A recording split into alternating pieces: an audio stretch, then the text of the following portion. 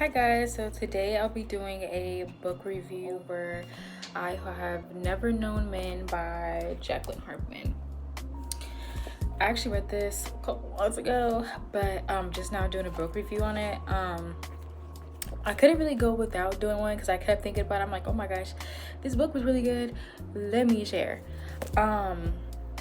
This is actually a very popular book. I think.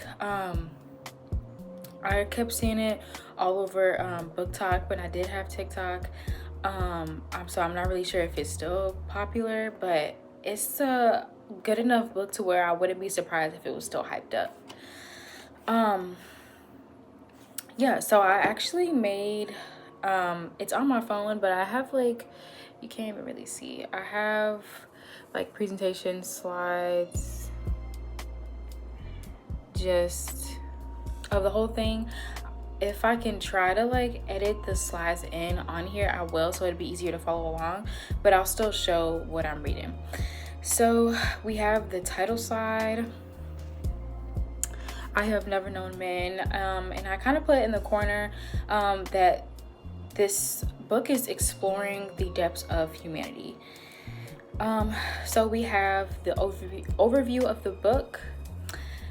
This follows the story of 39 imprisoned women in an underground cage watched over by guards, and they have little to no recollection of their past life. The 40th woman is a young girl in which the story is told from her point of view. After years of captivity, these women finally get a chance to leave the cage and explore the ground above them. We watch as these women adapt and survive in a world that is new to them, overall leading us to question what humanity truly is and what drives us to continue. So for the next slide, I have the author's background. I felt like this was important to mention just because a lot of times the background of the author can give a little insight as to why the book was written. And even though this is a fictional story, a lot of things that happen in her life are told through the point of view of the main character. I had to back the camera up a little bit. But okay, so for the author background, I have that she was born in Belgium. Her family fled Casablanca when the Nazis invaded, and she's qualified as a psychoanalyst. So I just thought it was just interesting how her background kind of is similar to the main character in the story, and it's just, you can see how what happened in her life is influencing the main character's world, her living, her way of humanity. So for the next slide, we have, you can't even really see, I really hope I could just like put a picture in, but we have summary of the insights that I got from the book.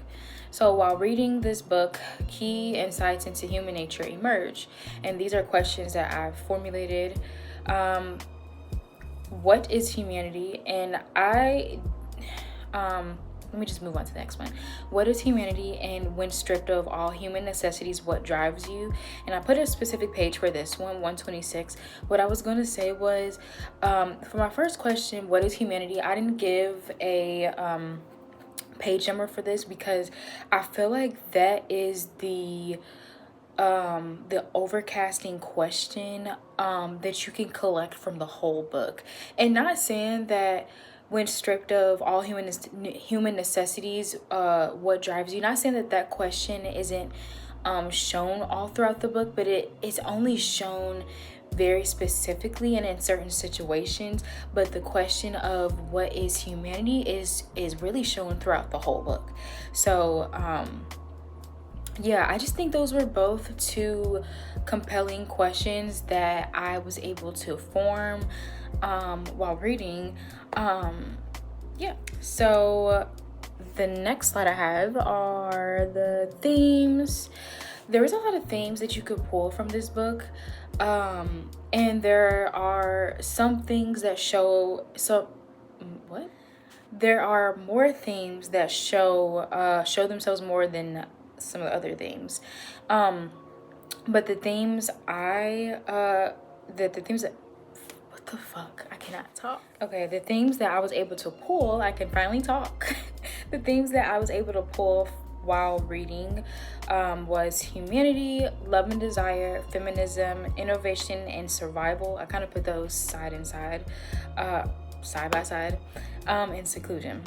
And then I went on to breaking down each of the different themes. So for humanity, I just have like several bullet points, but for humanity I have it's shown through the suffering while still having hope, the act of keeping secrets, which all of these are just shown throughout the book. When I say the act of keeping secrets, you're kind of like, what? The act of keeping secrets? But while reading, you'll understand why this was a key aspect of her humanity. Grief and love, and community, and then right by community, I have others provide entertainment and help. So next we have love and desire. For love and desire, I put that the main character has never experienced love, but eventually she does.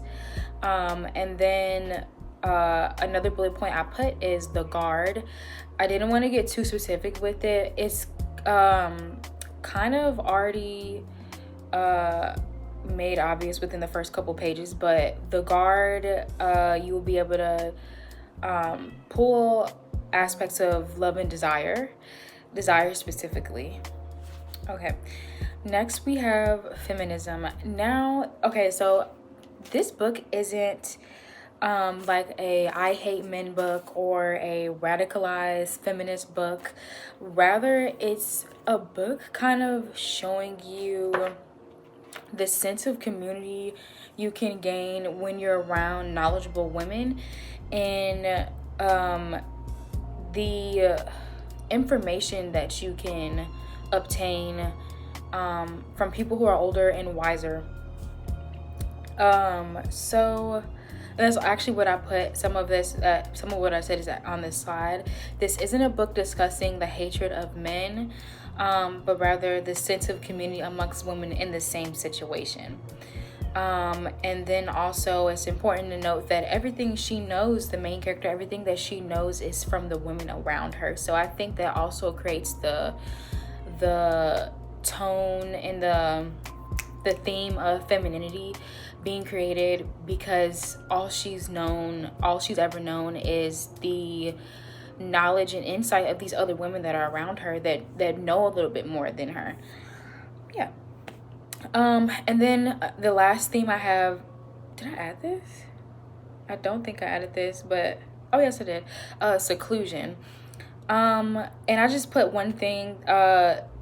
This book shows how being alone affects your way of thinking. Hold on. Okay, so so for seclusion, this is kind of just shown really. These themes get stronger at certain points of the book. So while seclusion isn't always like very prominent in like certain parts of the book, I think towards the end of the book, in my opinion, this is where I seen this theme the most. Yeah. So for the rate, I gave 5 cute little stars. This book is really good. I didn't like it at first. At first I was confused because I was left with so many questions, and I was like, why do I have so many questions? I still need to know about this, about that. But in reality, the main character was just as confused as we are. She didn't have a lot of answers to the questions that she had. So in a way, we kind of are relating to the main character.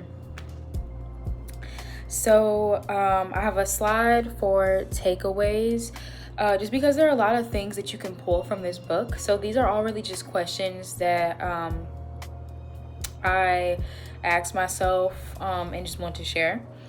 So for my first point, I have, this was her idea of what humanity was because this is all she's known. What does this tell us about what humanity is to us? My next question is, do we need other people to fulfill our experience of humanity?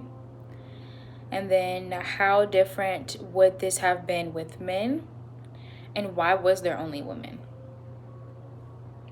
So in conclusion, our concluding slide, I do want to say that I have only touched the surface. There's only so much that I can say without spoiling it, and I wanted to give a good amount of information, but I didn't want to give too much to the point where I kind of said too much. But I wanted to say just enough.